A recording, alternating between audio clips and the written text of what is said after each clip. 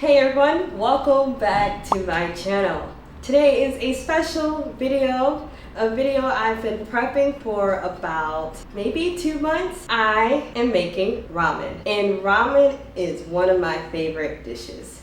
Summer of 2019, I went to Japan. I stayed with my friend in Yokohama, and in Yokohama there is a museum called the Ramen Museum, and the ticket was mad cheap. So the way the museum is set up is the first floor is all about the history of ramen, like how it came from China and the different components of what goes into a ramen bowl, which was really interesting. But yeah, I was hungry, so I'll be honest, I kind of went through that part relatively fast so I can go down to the basement where they had, I believe, 8 to 10 different small ramen shops, and each particular ramen shop specialized in a ramen somewhere in Japan. So when you get down there, you can get half portions of the ramen that you want to try. I can't remember which ramen came from where. It was a year ago. I will tell you the kind of ramen I had. I had a Tonkotsu Ramen, which is a pork-based ramen. And then I had a shoyu ramen. And then I had a shio ramen. But it's all at this museum. So they allow you to get a half portion of whatever ramen you want to try, which is really nice because, you know, a bowl of ramen is very filling. So I got a ticket and I tried the different ramens. Fast forward a year, I'm in America and I am thinking of a video, and I'm just like, I want to try making ramen. I watched so many videos on YouTube on how to make ramen, and it looked so difficult. And it's only because ramen just have a lot of parts. There is the tare, and then there's the broth, and then the oil, and then the chashu or the pork belly, and then the toppings, and then the noodles. And I had to prepare all of this to make a bowl of ramen. I decided to go with Tonkotsu Ramen just because it's one of my favorite, and I wanted a bit of a challenge to try to make that creamy broth. Let's talk about the process. So I started off with the tare, and I wanted to go for a more soy sauce based tare. And if you don't know what tare is, it's basically the flavoring of the ramen, and it's quite important. So to make the tare, I combined a half a cup of chicken broth, 1/4 cup of mirin, a half a cup of soy sauce, 2 tablespoons of sake, 1 tablespoon of brown sugar, 1 tablespoon of rice wine vinegar, 1 piece of ginger, 1 clove of garlic, peeled and smashed, and 1 scallion chopped. So after I put the ingredients in a bowl, I transferred the tare to the pot. It needs to simmer. So to, you know, get them flavors going. So after it simmered, I let it cool down, and then I wrapped it up and I put it in the refrigerator. I gave it a couple days to marinate before I used it to make the ramen. Alright, so next part of the ramen making process is the heart and soul, which is the broth. The broth was something that I was really trying to put off because you have to go buy bones. I'm not the best person as far as handling raw meat. So then I got home and I put the bones in a very big pot. But the first thing you have to do is boil the bones, because you want to get all the impurities out of it. Very important part, because if you don't do it, it might taste funky, and honestly, it's important, okay? It's very important. Get all that yucky stuff off those bones. After you boil the bones, you wash them, and then you put it back in the pot. I added an onion and mushrooms, white mushrooms. So, well, it was like dried white mushrooms. That is the beginning of the 12-hour, oh, did I forget to tell you guys that? This broth takes 12 hours. So if you're gonna make this broth, I suggest just stay home the whole day. Because every hour, I had a lid over my broth. So every hour I had to come in and pour more water in it, because the water does evaporate and you have to refill it to make sure the water is covering the bones. And I was doing this all day. And I would say that was probably one of the most miserable days of the summer, just because I stay in a very small apartment and it's summertime. It was just hot. It was hot, sticky, just in my apartment. But it's worth it. I will say it's worth it, but I would not be doing that. The next time I make ramen would definitely be in the fall. And if you're not making ramen right away, I would suggest to freeze it. But for me, I knew I was going to be using it soon, so I left it in the refrigerator. All right, next part is the oil. I didn't make a oil, I bought it. All right, so next is the chashu. So chashu is the pork that you see on top of the ramen bowl. And to make this, I had to start with buying a pork belly. So after I brought the pork belly home, I washed it, salt and peppered it, and then I put a plastic wrap on top of it and used my rolling pin and beat it to tenderize it. And then I rolled it and tried to put the knots in it with twine. Now, that part I thought was going to be easy. Turns out that was probably one of the most difficult part of making the chashu. So after I tenderized it and tied it up in the knots, I heated up some oil and I browned the pork on all of the sides.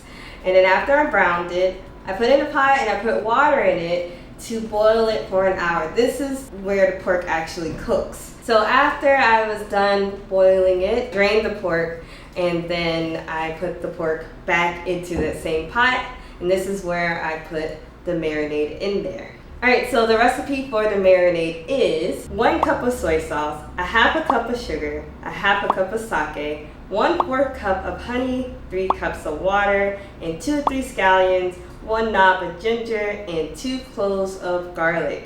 After you put the marinade in, you let it simmer for another hour. And after it's simmered for an hour, you let it cool down. Then you transfer it into a bowl and let it sit in the marinade for 24 hours. Or whenever you're about to make your ramen, you take it out and cut it up. So on day 3, which is the day that I put it together, that's when I cut up the toppings and boil the noodles and reheat the broth and basically assemble this bowl of ramen.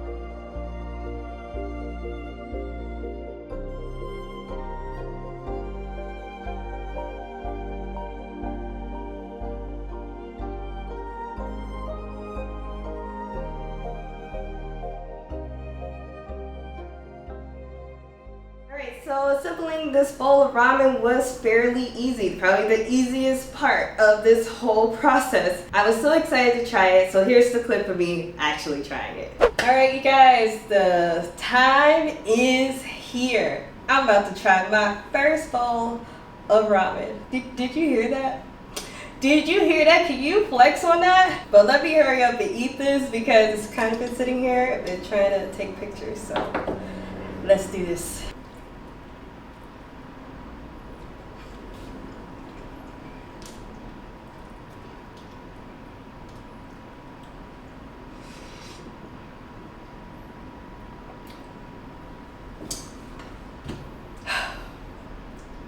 That just warmed my soul.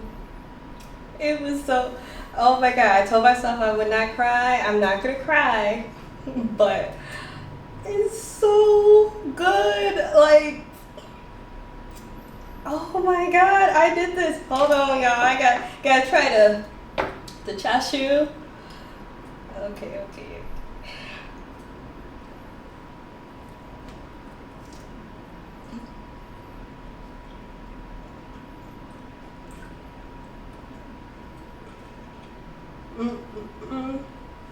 Y'all, it's so fatty. It's gonna take me a minute to chew this. Alright. The Chashu has a very good flavor. The meat is probably not the best quality of pork. It's a bit chewy, but the taste is really good. Alright, confession. I put the egg in there for aesthetics. I don't eat eggs, but you know what? It's my ramen. Did y'all hear that? My ramen. So I'm gonna go ahead and try the egg. Cause I did marinate these suckers, so I was falling apart. That's not bad. I've been avoiding eggs all this time. Maybe because I soaked them in like some marinade. That's probably why it's so good. But even the egg is fire. So this review is gonna be fast because you know you can't let ramen sit for too long. Now I will say the broth is amazing. I was wondering if those 12 hours of like tending to this broth was gonna be worth it. It's worth it.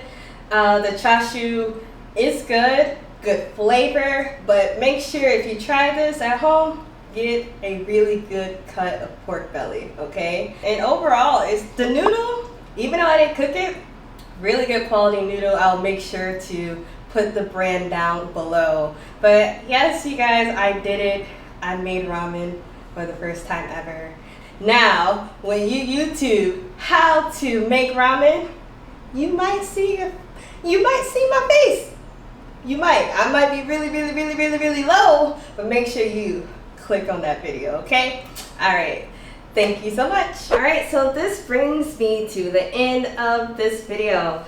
I am so proud of myself that I was able to make a bowl of ramen. It was a process. I did a lot of research and it's not something easy to make, but I really think you will be fulfilled if you make this because it's like a labor of love, right? So basically, all of my food adventure videos led up to this video. This was something that I've been thinking about doing for a very long time, and I'm so happy that I executed it. All right, and before I go, I want to tell you that Brown Girls Be Traveling finally dropped its merch, okay? Well, dropped a merch, okay? There's only one style of t-shirt right now, and this is it. So the front, it has, well, I mean, I'm sure your eyeballs work, but I'll describe it anyway. It's 3 different shades of brown doing the peace sign,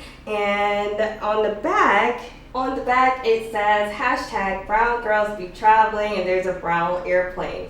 So if you're interested in this shirt, check out my website. And there will be more colors coming soon and also a new design in the future. So please make sure to follow Brown Girls Be Traveling. Once again, thank you so much for watching. And if you like this video, please like, share, and subscribe. And remember, folks, Brown Girls Be Traveling. Peace.